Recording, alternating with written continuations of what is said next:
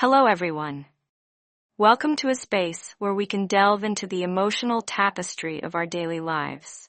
Here we embark on a journey to explore the hidden depths of the mind and the ongoing struggle between logic and feeling. Each story shared not only stirs empathy, but also imparts essential lessons about integrity, responsibility, and the significance of our connections with others. Let us come together to listen, reflect, and dissect these narratives. I am Ethan, a 25-year-old who considers himself quite ordinary. An individual enjoys a tranquil life within a typical household, but one fateful night altered everything. That evening, I had planned to enjoy time outdoors with friends, yet an inexplicable urge drove me to return home early. Upon entering, the soothing sound of rain pattering against the window enveloped me, while the soft glow from a few lamps in the living area created an unexpectedly warm atmosphere. I was not anticipating the presence of anyone at home. Yet a soft sound drifted from Sophia's room. "Are you okay, Ivy? Are you really?" As I called out softly, a sense of curiosity mingled with concern that washed over me. Strange sounds echoed from within, draperies swayed gently, and rapid footsteps echoed in the distance. I hesitated for a moment, my heart racing, before finally pushing the door open. I felt a surge of nervousness, and as the door creaked open, I found myself immobilized. Sophia was before me, unlike anything I had ever seen before. The weak light from the television screen revealed her perplexed and shocked expression. We stood there, neither of us saying anything. It was difficult to describe. I wasn't sure what to do. Turn away, laugh to lighten the mood, or say anything to break the awkward silence. All I could say was, "Oh, I didn't mean to bother you," and I walked away, attempting to exit the room as fast as possible. However, the vision of Sophia in they found strength. That moment would not leave my thoughts. I told myself it was merely an accident. A chance encounter that meant nothing but the mix of perplexity, terror, and an inexplicable emotion in Sophia's eyes. When I first saw her, she stayed with me for days. I avoided her. I felt bad, but I didn't know why. Sophia also avoided me, and I couldn't help but wonder what had occurred. I finally decided to face her. I walked over one evening while Sophia was washing dishes in the kitchen. Sophia called quietly.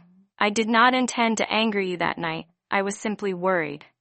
She hesitated and looked down at the sink and then back at me. "It's fine," Ethan responded to her voice. Sweet but slightly ashamed, I should have locked the door. We were silent for a minute, but I couldn't help but inquire, "Are you okay?" "I mean you. You don't look like your typical self." Sophia seemed surprised by my inquiry. She gazed at me with eyes that reflected tiredness I had never seen before. "I am okay," she replied, but her tone seemed unconvincing. I did not force her. However, something in our relationship shifted after that. The chats got more in-depth, she told me, about her loneliness when Victor was continuously traveling on business, about the sensation of being lost that she never shared with anybody. In the following days, I couldn't help but notice that I was paying more attention to Sophia than usual. I began to notice every feature about her, including the way she smiled sweetly and listened intently to me even as she turned away. My gaze remained fixed on her. I knew I needed to quit, but how could I stop when I had no idea where I was despite our best efforts to preserve normally? My relationship with Sophia deteriorated over the next few days. But how could we ignore it when weird moments continued to emerge, dragging us into an unnameable feeling one evening when Victor was out on business? I decided to unwind on the back porch. I didn't expect Sophia to be there. Either she brought a bottle of wine, poured 2 glasses, and sat down next to me. The only sound was the wind. "Ethan, sometimes I feel like I don't belong here," she stated abruptly. Her voice low and confident. I turned to face her. "What exactly do you mean when you say?" She laughed quietly, but not happily. "I'm not sure what I'm doing. Sometimes I feel stuck. Victor is constantly away, and I don't have anyone to talk to." Sophia's statements astonished me, I never imagined she felt so alone. Sophia, in my opinion, was always forceful and in charge of situations, but you're not alone. I remarked almost automatically, I'm here. Sophia gazed up at me, and it made my heart race. I realized I had gone too far from that point. The space between us got less. Sophia began to seek me out more frequently. Not only for quick discussions, but also for little everyday issues. When I repaired the kitchen faucet, she stood by and watched me work. When I finished cleaning the garden, she brought 2 cups of coffee and sat down in a neighboring chair, discreetly, but definitely wanting to keep me company. Sophia entered the living room one evening while I was watching television. She called Ethan, her voice gentle. "Can't sleep?" I asked, turning to face her. "No, how about you?" I shrugged. Sophia didn't say anything else since she wasn't drowsy. I just sat down in the other chair. After a while, she spoke up to Ethan. "I would like to apologize for..." "What happened that night?" I was startled. "You don't need to apologize. It was only an accident. We both knew it yet." Sophia's gaze did not leave mine. "It is not it. I believe I was mistaken. It was wrong to allow my emotions to go out of control." She paused, and the room became quiet. I sensed something heavy in the air, as if we were afraid to say what we actually believed, finally rising up and approaching her. "Sophia, you do not have to face this alone if you need someone. I'm available." She gazed up at me with flaming eyes for a brief period. I sensed Sophia's hidden frailty. We sat closer, together, and all barriers appeared to blur. We spoke all night, not daring to confront the facts, but not attempting to deny what was going on between us. Then one day, as we were returning from a nearby park, an unexpected visitor came to the door. Chloe, my ex-girlfriend. She stood there with her eyes riveted on Sophia and me, Ethan. Chloe spoke with a half-smile on her face. "I haven't seen you in a long time," I felt. My body was tense, but I attempted to maintain a calm voice. "Chloe, what are you doing here?" Chloe shrugged her gaze, shifting significantly to Sophia. "I simply wanted to check in, but it appears I arrived at the appropriate time." Sophia stepped back, her face blanched. Chloe took a step nearer and looked directly into my eyes. "It looks like I missed out on some intriguing information I didn't know how to answer, but I knew things were going to grow much crazier than before." Chloe's presence was like a storm rushing into Sophia's and my already troubled and hazardous relationship. I knew our delicate harmony had been disrupted as soon as Chloe's arrival surged into Sophia's and my already turbulent and perilous relationship with every word and look, not saying anything, but yet not letting go. "Sophia, I don't think we've ever met," she continued, her eyes bright with mischief. Sophia smiled awkwardly, but her eyes revealed her concern. "I am Sophia Victor's wife." Chloe's lips twisted into a familiar smile, signaling her intention to elevate the situation. "Oh, Ethan, it is interesting to learn that you live with such a lovely woman." I felt the strain in the air. Sophia moved closer to me, attempting to seem cool, but I could tell she was terrified. I swiftly interrupted Chloe. "If you have nothing significant to say, I think you should go." Chloe gazed at me, her gaze daring me, but she ultimately went, not before uttering something that sent shivers down my spine. "I will be back. Ethan, you know I'm not one to give up lightly." As the door closed, I turned to face Sophia. "She's only trying to stir trouble," I responded. "Don't worry," but even I didn't believe it. Sophia shook her head slightly before moving over to settle on the sofa. "Ethan, I don't think we can continue like this. This is quite risky." I sat down next to her and tried to soothe her. "Sophia, I will tell Chloe to go. I'll do all in my power to keep her out of our business." Sophia continued, her eyes overflowing with sorrow and grief. "Ethan, I'm not sure what this is. All I know is that I cannot ruin everything. I can't tell Victor or anybody else that." She rose up and left the room before I could say anything further. Left alone, I felt like my world was collapsing, but it did not end there. Chloe's appearances became increasingly regular during the thing. The following days, she didn't really break into the house, but she always left a trail that made Sophia and me anxious. One day I found her standing outside the gate, peering inside the home without saying anything. Another time she left a message implying that she knew more than we did. The pressure increased with each passing day. Sophia grew more secretive, attempting to avoid me. I also observed that she had begun to distance herself, seemingly to protect herself from the turmoil Chloe was causing. Then one night, Victor called. His voice came through the phone, low and exhausted after his long journey. "I'll be returning sooner than thought," he explained. My heart fell, knowing there were only a few more days. Victor's reappearance would make things much more hazardous. Sophia paled as she heard what I told her. "Victor will know, Ethan. He'll know. We can't keep hiding this forever." I attempted to comfort her. We had done nothing wrong, yet we both knew it was not true. When Victor returned home, was unusually silent. Sophia spent the day cleaning and cooking dinner, attempting to maintain a regular environment, but the moment Victor stepped in the door, I knew everything had changed. Victor welcomed me with a glance that pierced my soul. I attempted to remain calm, but I could not help but see the skepticism in his eyes as we sat down to eat. The mood was strained as ever. Victor appeared to notice everything, every glance, every word, and every minor action. Then he abruptly set his fork down on the table. The mood was strained as ever, and Victor appeared to notice everything, every glance, every word, and every minor action. Then he abruptly set his fork down on the table. "Is there something going on that I don't know about him?" I inquired, his voice quiet yet firm. I glanced at Sophia and realized everything had gone out of control. The hush that followed Victor's query appeared to endure forever. Time seemed to stand still with each passing moment, causing a deep pounding in my chest.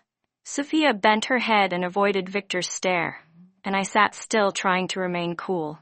Sophia's shaky voice made whatever she said seem believable. "You're merely exhausted from work, so you suspect something's wrong." Victor didn't take his gaze off firm. He didn't say anything else, but the mistrust in his eyes just added to the tension.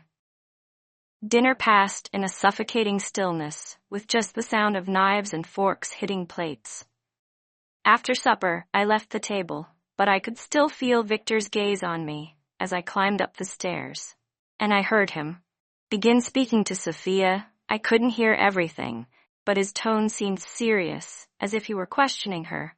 I walked into my room, attempting to relax myself, but my nervousness refused to allow me to know. Victor's concerns were not confounded. Chloe must have mentioned something to him.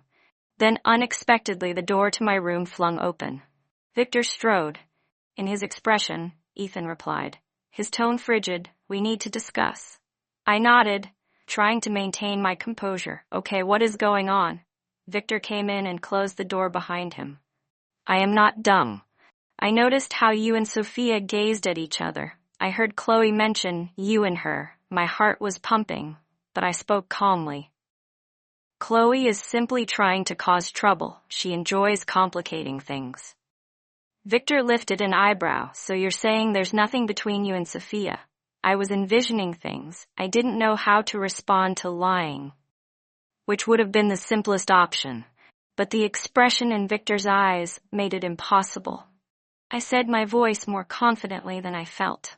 Victor stared at me for a long time, his eyes studying my every motion and word. Then he nodded and said nothing more. He turned and exited the room, leaving me standing there as if I'd escaped an interrogation. I knew his concerns had not gone away. They had simply been momentarily put aside. But I also knew Sophia and I were running out of time. The following day, Victor left early for work. I met Sophia in the kitchen. She appeared fatigued, her eyes black as if she had not slept at all. "Night, he knows," she added gently, almost whispering. "No, he's just suspicious," I explained, attempting to soothe her while still have time. Sophia shakes her head. Chloe will not stop, and Victor's not. Easily deceived, so I took a step closer to her and placed my hand in hers. Sophia, I will defend you. I will chat with Chloe. How will I repair this, Ethan? Sophia gazed up at me, her voice heavy with hopelessness. Chloe refuses to stop until everything is broken. I didn't have a response, but I knew I couldn't let it go that way that night. Victor arrived home earlier than usual. He summoned Sophia and me into the living room when we arrived. He was already seated on the couch, his face frigid. "Sit down," he said, motioning to the chair. Across from us, Sophia and I sat down, feeling as if we were awaiting judgment. "We need to speak it out," Victor said, voice quiet but fierce. "I am not foolish, and I want the truth." Sophia took a deep breath and clasped her hands together. "Victor, this is nothing. I warned you, Chloe was only trying to stir trouble. So why did she select you, Ethan?" "Victor, to face me. Why not anybody else?" Maintain my eyes steady and impersonal. "Chloe has had issues with me for a long time. She refuses to comprehend that I broke up with her." Victor scowled and looked at me as if he were trying to see through my words. "Okay," he replied, finally getting up. "I won't press you, but I will discover the truth." When that happened, he faded off, but the message was clear. A threat to Sophia. He glanced at me terrified as Victor exited the room. "What do we do?" Ethan gripped her hand. "We will not allow him to destroy what we have," I promised. But deep down I wasn't sure how long it would endure in the days that followed. The tension in the house was like a stretched string about to explode. Victor kept his cool, but I could see he was watching for hints. Sophia grew increasingly distant. She barely dared to be alone with me, and if Victor was around, her eyes were filled with worry. I understood the urgency of taking action before the situation escalated. One evening, I resolved to face Chloe. I went to her home, a little apartment on the outskirts. Chloe opened the door with a victorious expression on her face, as if she knew I was approaching. "What are you doing here, Ethan?" she questioned, her tone angry. "I want you to stop," I murmured. Attempting to maintain my composure, Chloe chuckled coldly. "You're just trying to destroy everything for no reason. No reason you think I have no cause to see you and your stepmother sneaking around Ethan. You are so naive." I moved closer to her. "If you do not stop, I will make you stop." Chloe lifted her eyebrows at the challenge in her eyes. "Intensifying what you are planning to do threatens me, Ethan. You have nothing to frighten me with," what I said. "Nothing more." I departed with a sorrowful heart. Chloe was not easily persuaded, and I realized our time was running out 2 days later. Everything detonated. Victor arrived home. Sooner than planned, I was in the kitchen with Sophia when I heard his car arrive outside. Sophia was pale, and her hands shook as she gazed at me. "Ethan, we can't continue like this," she whispered quietly, her voice scratchy. I began to respond, but before I could, Victor enter and sit down, he urged, his voice sharp as a razor. Sophia and I sat at the kitchen table facing Victor. He put an envelope on the table with his eyes brimming with restrained wrath. "This is what Chloe sent me," he replied. Shoving the envelope toward us, Sophia opened the letter with trembling hands. "The images and texts are incontrovertible evidence of our relationship." Sophia let go of the images, tumbled to the table, and I sat there quietly. Victor stared at me, his eyes filled with disappointment and fury. "I trusted you, Ethan. I believed you were a member of this family, but you have deceived me." I was speechless in my own house. Any justifications were useless. Now Victor turned to Sophia, his words angry. "You are my wife. I gave everything for you, and this is how you return me." Sophia burst out in tears, unable to speak. Victor responded, "Get out of my house," his voice low but firm. "Both of you," Sophia attempted to persuade me, but I already knew it was over. There was no means of fixing it. I left the house the next day, carrying a few belongings and a sorrowful heart. Sophia also departed, although I don't know where she went. We've lost communication. Chloe had met her goal, but she was no longer significant. I had lost my family. Victor's trust and my own self-esteem were irreversible over time. I attempted to reconstruct my life. But no matter where I went, Sophia's memories and what had transpired clung to me like never-ending scar. Perhaps this was the cost of my mistake, a lesson I will carry with me for the rest of my life. My experience with its flaws and irreversible repercussions teach a powerful lesson about the need for honesty and accountability in relationships. When I became involved in the inappropriate relationship with Sophia, I not only lost Victor's confidence, but also ruined all of the principles that our family had formerly upheld. That's when I discovered that every action, no matter how minor, has repercussions, and one mistake can ruin everything that is most valuable.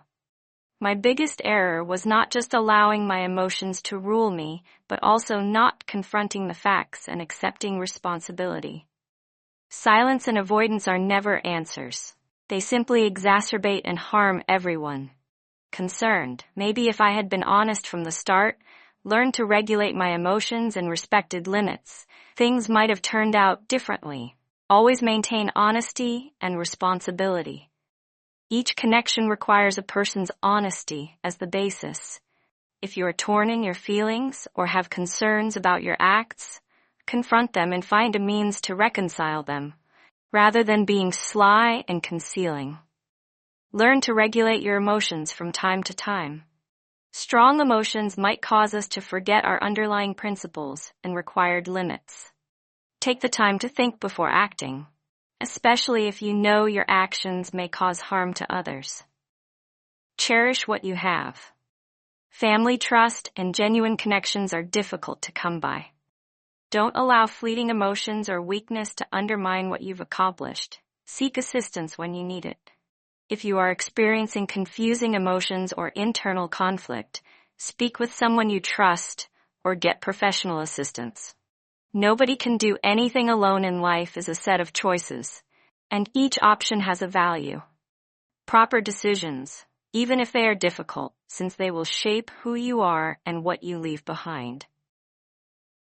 My narrative ends here with the unavoidable repercussions of my mistakes. Every decision has an impact, and I've learned that sometimes loss is the only way to grasp the worth of what you had and what you lost.